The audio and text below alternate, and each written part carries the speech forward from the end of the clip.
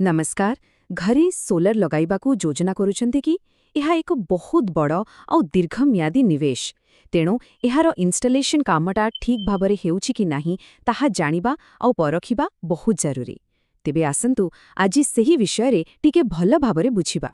गोटे कथा सबुबले मने रखिबे, सोलारर सबुठारु बड़ सत हेउछि केते दामी पानेल किणागला सेटा बड़ कथा नुहे, बरं ताकू केमिति लगागला ताहा ही सबुकिछि निर्णय करे।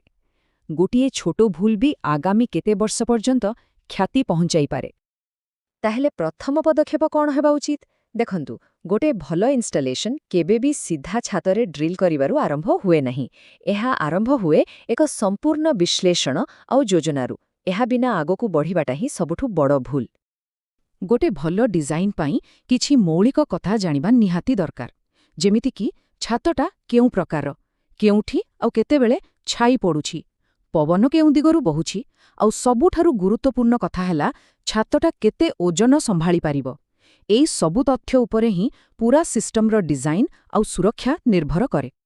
एथिरु गोटे कथा पूरा स्पष्ट जे सोलार इन्स्टलेशन रे कौनसी गोटिए साइज समस्तंक पाई बोली किछि न थाए। प्रत्येक छात अलगा, तेणु ता पाई प्लान मध्य स्वतंत्र हेबा दरकार। गोटे कस्टम प्लान ही सफलतार प्रथम पाहाच। आच्छा, छातर अध्ययन तो सरिला, एबे आसिबा असली जिनस माने फिजिकल हार्डवेयर पाखको। माउंटिंग स्ट्रक्चर आउ पैनेल फिक्सिंग हेउछि पूरा सिस्टमर मेरुदंड। एहा उपरे ही पूरा सिस्टमटा छिड़ा हेबो। गोटे मजबूत स्ट्रक्चरर मुख्यतः चारिटा स्तंभ रहिछे। प्रथमतः पैनल ढालू बा टेल टैंगल ठीक हेबा दरकार, जहा फलरे सबुठु अधिक सूर्यकिरण मिलिबो। द्वितीयरे छात सहित ताकू मजबूत भावे एंकरिंग कराजिबा उचित। तृतीयरे कलंकी न लागिबा भली सामग्री व्यवहार हेबा जरूरी। आउ शेषरे डिजाइनटा एमती हेबो जेमती से बात्याकू भी सामना करि पारिबो। पैनेल लगेबा माने कौन खाली ताकू स्ट्रक्चर उपरे रखिदेबा? बिल्कुल नुहे। एइटा बहुत सूक्ष्म काम। दुई पैनेल मझिरे समान दूरता रहिबा, ठीक क्लैंप व्यवहार करिबा, आउ पैनेल उपरे कौनसी अजथा चाप न पकेबा अति जरूरी। एमिति कि खरा दिने गरम जोगु पैनेल टिके प्रसारित हेले सेथिपाई भी जागा छाड़िबाकू पड़े। एबे देखंतु, फळाफळ आखि सामनारे गोटे पटे अछि भूल क्लैंपिंग, जहा पैनेल को भांगी देई पारे किंबा प्रबल पवनरे उड़ेई नहीं पारे। आउ अन्य पटे सठिक क्लैंपिंग, जहा सिस्टम को वर्ष वर्ष धरी सुरक्षित रखे। एही चेतावनी को आदौ हालुकारे नेबा उचित नुहे, कारण एहा एक वास्तविक विपद। एमिति छोटो छोटो जिनिसरे जदि सालिस करा जाए, तेबे पूरा निवेश ही पानी रे पड़ी जाई पारे।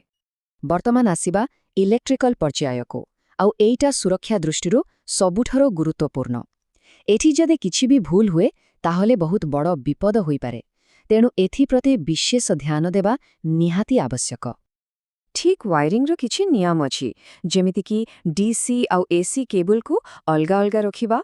जेउ तार बाहरे रहिबो ताहा यूवी प्रतिरोधक हेबा जरूरी, जेमिति कि खरारे खराब न हेबो। तारगुडी को सुरक्षा पाई पाइप बा कंडुइट भितरे रखिबा, आउ पूरा सिस्टमर सुरक्षा पाई एकरु अधिक अर्थिंग पेट खोलिबा निहाती दरकार। ए विभागर सबुठारु बड़ सत्य कौन जानती?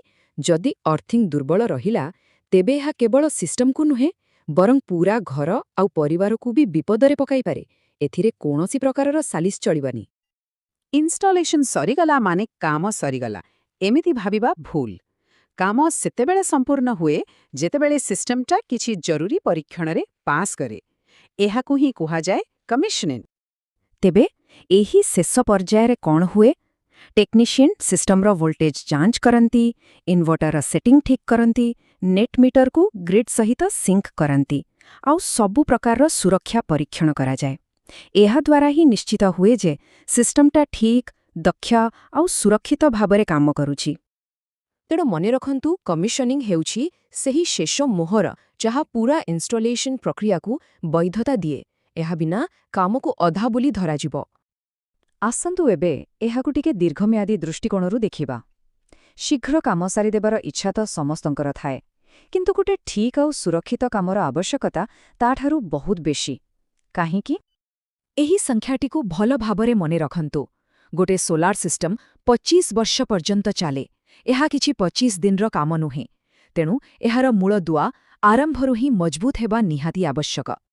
ତେଣୁ ଶେଷ କଥା ହେଲା କାମର ଗତିକୁ ଗୁରୁତ୍ୱ ନ ଦେଇ ଏହାର ଗୁଣବତ୍ତା ଆଉ ସୁରକ୍ଷାକୁ ପ୍ରାଧାନ୍ୟ ଦେବା ଉଚିତ, କାରଣ ଏକ ସୁରକ୍ଷିତ ଇନଷ୍ଟଲେସନ୍ ହିଁ ଆଗାମୀ 25 ବର୍ଷ ପାଇଁ ମନକୁ ଶାନ୍ତି ଦେବ। ଆଚ୍ଛା, ଇନଷ୍ଟଲେସନ୍ ବିଷୟରେ ତ ଆମେ ବହୁତ କିଛି ଜାଣିଲେ, କିନ୍ତୁ ଏବେ ଗୋଟେ ପ୍ରଶ୍ନ ମନକୁ ଆସୁଛି, ସୋଲାର ଲାଗିବା ପରେ କ'ଣ, ତାପରେ କ'ଣ କରିବାକୁ ହୁଏ? ଏହାର କିଛି ରକ୍ଷଣାବେକ୍ଷଣ ଦରକାର ପଡ଼େ କି?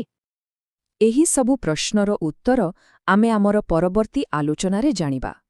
ସେଠାରେ ଆମେ ସୋଲାର ରକ୍ଷଣାବେକ୍ଷଣ ବିଷୟରେ ବିସ୍ତୃତ ଭାବେ କଥା ହେବା।